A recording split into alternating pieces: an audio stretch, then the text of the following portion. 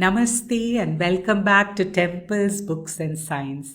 I am ArchanaRaghuram and let's continue our exploration of the Lalitasahasranamam. In the previous episode, we witnessed Lalita Devi's army led by Varahi Devi arriving at the gates of Shunyaka, the capital city of Bhandasura's kingdom. The stage was set for the epic battle against ignorance and its forces. But unlike a typical war narrative, the Lalitasahasranamam doesn't immediately plunge into scenes of violence and bloodshed. Instead, it reveals a surprising and delightful aspect of the goddess, her joy in the face of battle. The next 5 names, starting from the 72nd, describe the delight of Lalita Devi. These names end with the terms like Harshita, Samutsuka, Nandita, and Toshita, all of which express joy, happiness, and delight. So, what brings joy to the goddess? What is it about this war against ignorance that fills her with delight? Let's delve into the 72nd name and uncover its profound message. Bhandasainya vadhodyukta shakti vikrama harshita.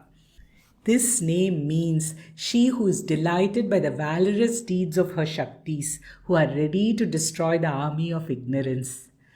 Bhandasura, representing ignorance, has an army composed of all the negative qualities that arise from ignorance.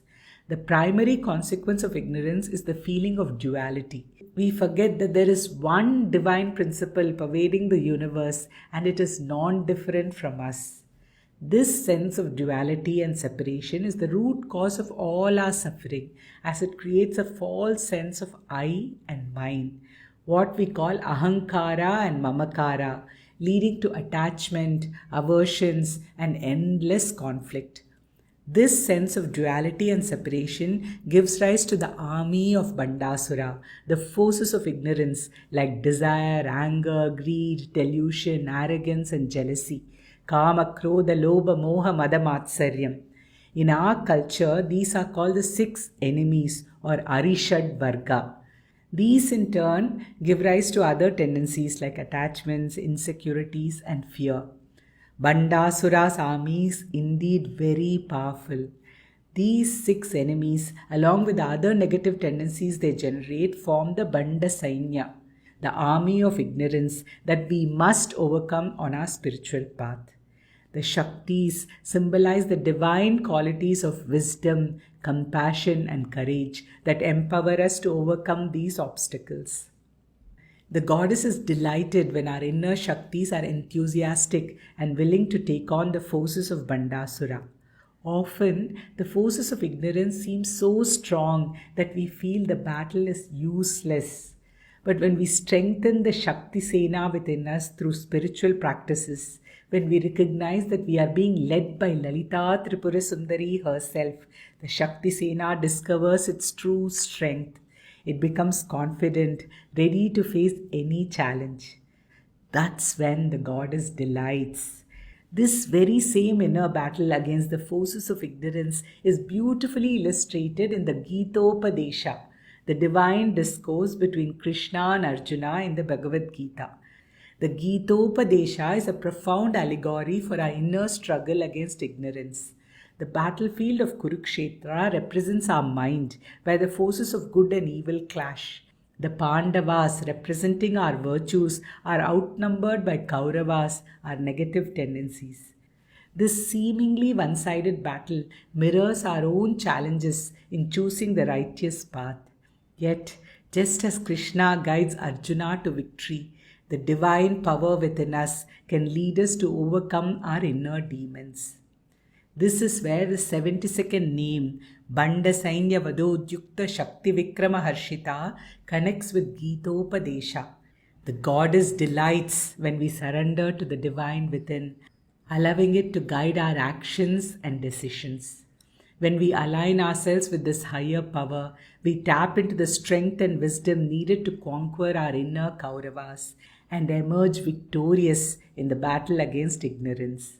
Just as Krishna served as Arjuna's charioteer, guiding him through the battle, Lalita Devi, representing the divine within us, guides us through our inner battles, seated on her chariot of Sri Chakra. This name encourages us to nurture our inner Shaktis and actively engage in the battle against our inner demons. It reminds us that when Goddess is leading the way, victory is guaranteed. It is a battle that delights the Goddess, a battle that brings us closer to our own true nature as the divine self. After witnessing the Goddess's delight in the valor of her Shaktis, we now turn our attention to a specific group of Shaktis who are particularly dear to her, the Nitya Devatas. The 73rd name, Nitya Parakramaatopa Nirikshana Samutsuka, describes the valor and enthusiasm of these Nitya Devatas. The Nitya Devatas, 15 in number, are the closest companions of Lalita Devi, residing in the innermost circle of her being. They are the embodiment of her divine powers, the eternal and ever-effulgent aspects of her consciousness. It is said that the total strength of Shakti Sena is about 64 crores, and the Nitya Devatas are the foremost among them. They reside in the 9th Avarna of the Sri Chakra, the innermost circle surrounding the Bindu. Each Nitya Devata presides over a particular day of the month, showering her unique blessings and energies upon those who connect with her. We have already met one of these Nitya Devatas, Jwala Malini, who, as we know, governs the day before the full moon and represents the fire of knowledge.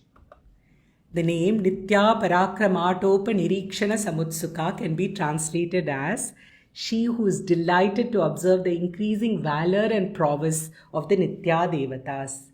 The Nitya Devatas are the effulgent forces of light. Their valor and prowess never diminish but only grow stronger with each victory.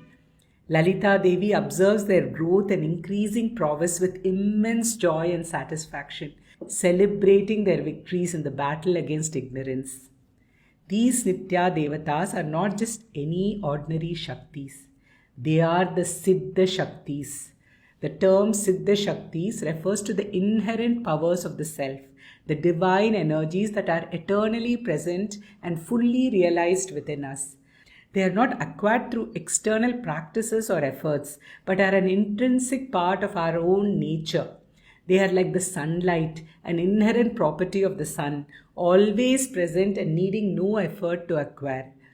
However, just as sunlight can be blocked by clouds or hidden by an opaque surface, our Siddha Shaktis, the ever-present effulgent light within us, can be obscured by ignorance and delusion. In contrast to sadhana Shaktis, represented by goddesses like Sampatkari, Ashwarudha and Mantrini, which are the powers attained through spiritual practices and self-discipline, Siddha Shaktis are ever-present and require only recognition and activation. They are the dormant potentials within us waiting to be awakened. The Nitya Devatas, as the Siddha Shaktis, represent these inherent divine powers. They are the embodiment of Lalita Devi's own energies, eternally residing within her and always available to assist in the battle against ignorance. This concept emphasizes the inherent divinity within each of us. We are not merely limited beings striving for enlightenment. We are already inherently complete and whole. The journey towards liberation is not about acquiring something new, but about recognizing and activating the divine powers that are already present within us. The term Siddha Shaktis highlights the empowering message that we are not just striving for liberation, we are already inherently liberated. So, the name Nitya Parakramaatopa Nirikshana Samutsuka reminds us that we too have access to these inner resources, these divine sparks within us that can never be extinguished. By connecting with these inner Shaktis, we can overcome any obstacle on our spiritual journey and attain the ultimate liberation. The Lalitasahasranamam introduces us to another powerful Shakti in the 74th name, Bhandaputra Vadodhyukta Bala Vikrama Nandita. This name means she who is delighted by the valor and courage of Bala, who is ready to destroy the sons of Bhandasura. But who is this Shakti who leads the charge against the sons of Bhandasura? She is none other than Bala Devi, the daughter of Lalita Tripurasundari. Bala Tripurasundari holds a significant position in the Sri Vidya tradition. She is often depicted as a 9-year-old girl, symbolizing purity, innocence, and the potential for spiritual growth. Her name, Bala, also means strength or power, reflecting her role as a powerful force in overcoming negativity and ignorance. Bala is also the name of an important mantra in Sri Vidya traditions. In fact, the first initiation in Sri Vidya is often into the Bala mantra. This signifies that her energy and blessings are essential for starting the spiritual journey and attaining siddhis. Bala mantra has 9 syllables, which is why she is depicted as a 9-year-old girl. But who are these Bandaputra, the sons of Banda that Bala Devi is ready to destroy? They are the progeny of ignorance and ego. The sons of Banda represent the various ways ignorance perpetuates itself through our thoughts, emotions, and actions. This name has profound implications for spiritual practice and personal growth. It highlights the need to address not only the root cause of ignorance, Banda, but also its manifestations, Bandaputra, in our lives. Bala Devi, as the embodiment of strength and power, helps us overcome these manifestations of ignorance. She is the warrior goddess who destroys the sons of Banda, clearing the path for our spiritual evolution. The goddess Lalita is delighted by Bala Devi's enthusiasm and readiness to fight. She sees in her daughter the reflection of her own power and the potential for transformation that lies within each of us.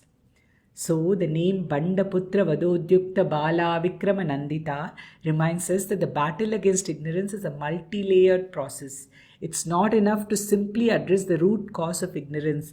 We also need to actively confront and overcome its various manifestations in our lives.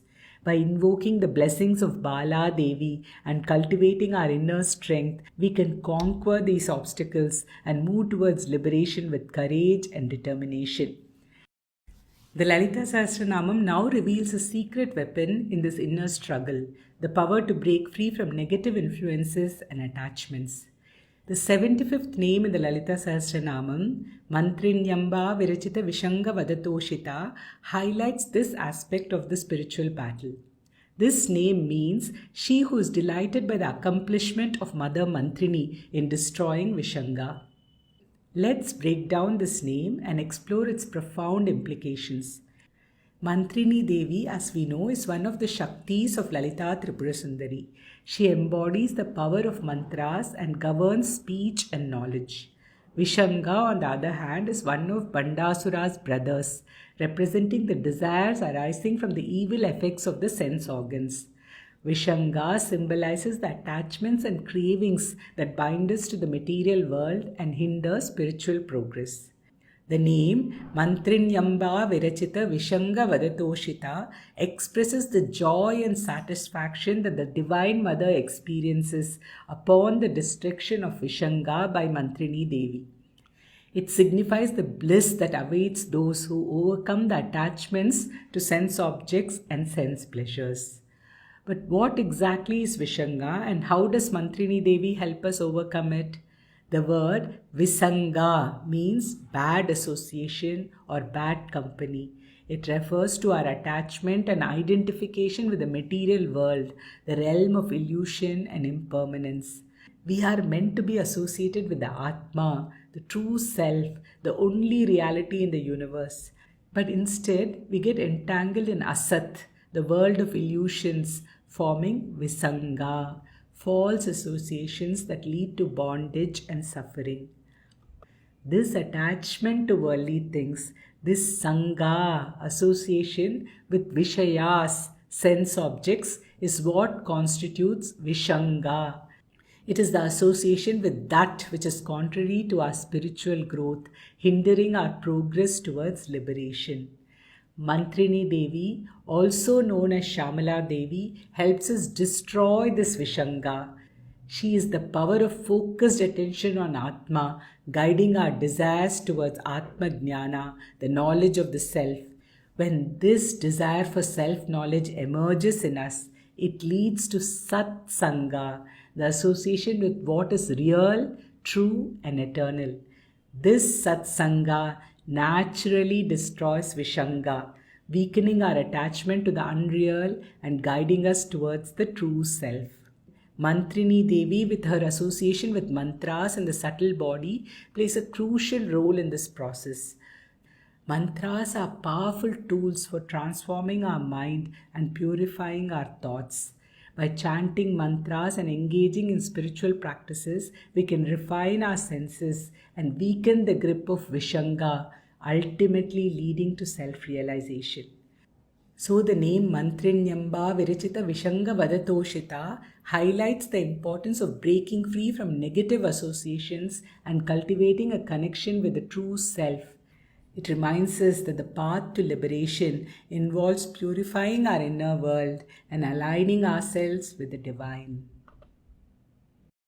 The Lalitasahasranamam now takes us to Varahi Devi, the destroyer of illusion and the rescuer from the depths of samsara. The 76th name in the Lalitasahasranamam is Vishukra Pranaharana Varahi Viryanandita. This name means she who is delighted by the valor of Varahi, the slayer of Vishukra. But who is this Vishukra and what does Varahi Devi's victory over him signify? The word Shukra means light or illumination. Vishukra therefore means wrong light or false illumination.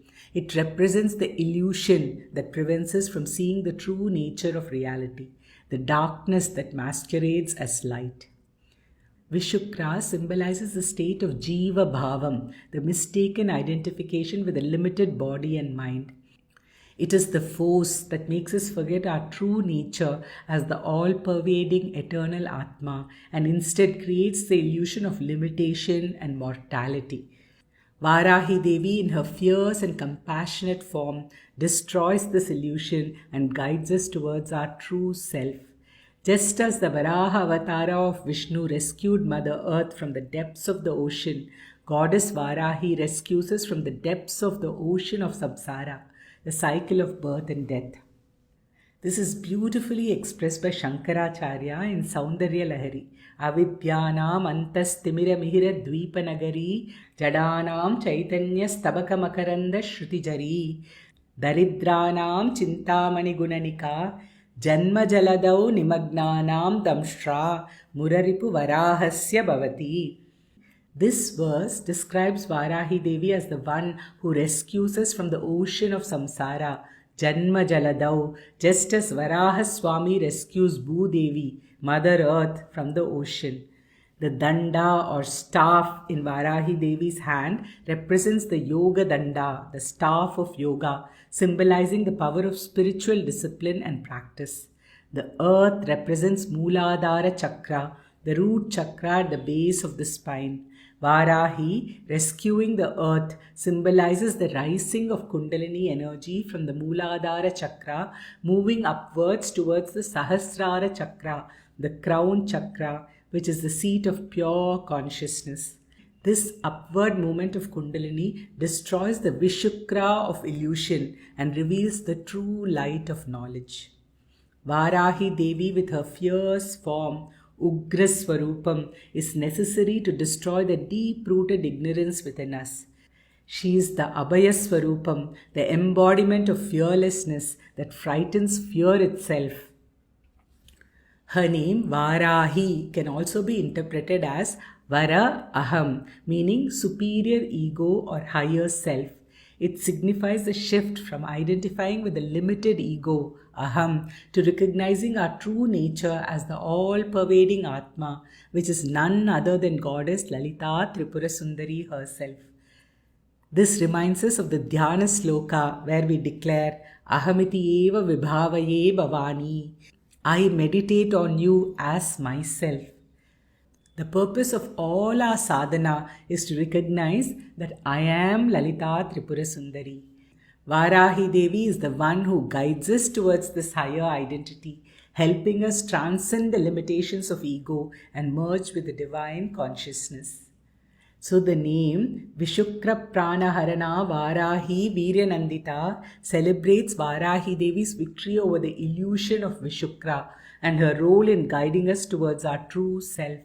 It reminds us that the path to liberation involves dispelling the inner darkness that prevents us from recognizing our inherent divinity. All these five names are a reminder that this journey towards liberation, this war against ignorance, is not a grim and arduous struggle. Unlike worldly battles filled with violence and suffering, the inner battle is a joyous and transformative process. The victory over ignorance is not just one end goal. It's a continuous unfolding of joy, revealing the infinite and inexhaustible bliss of Brahmananda. This war is unlike any other, for it is fought not with weapons of steel, but with the divine powers of wisdom, courage, and compassion. That is why the names describing the war, from Bhandasainya Vadodyukta Shakti Vikrama Harshita to Vishukra Pranaharana Varahi Viryanandita, are filled with expressions of delight, enthusiasm, and happiness. They reflect the inherent joy of aligning with the divine, of shedding the limitations of ignorance, and realizing our true nature as the Supreme Self. And the journey continues.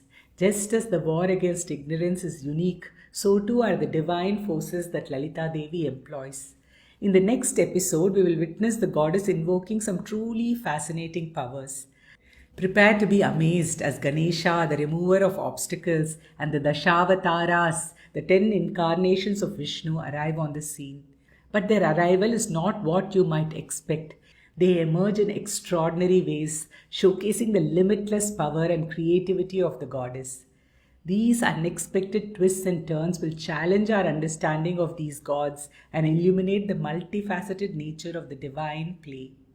So stay tuned to discover the hidden depths of these familiar powers and how they contribute to the ultimate victory over darkness. Thank you for joining me on this journey. May the grace and blessings of the goddess Lalita Tripura Sundari guide and inspire you on your spiritual journey. Om Shri Matre Namaha. Namaste.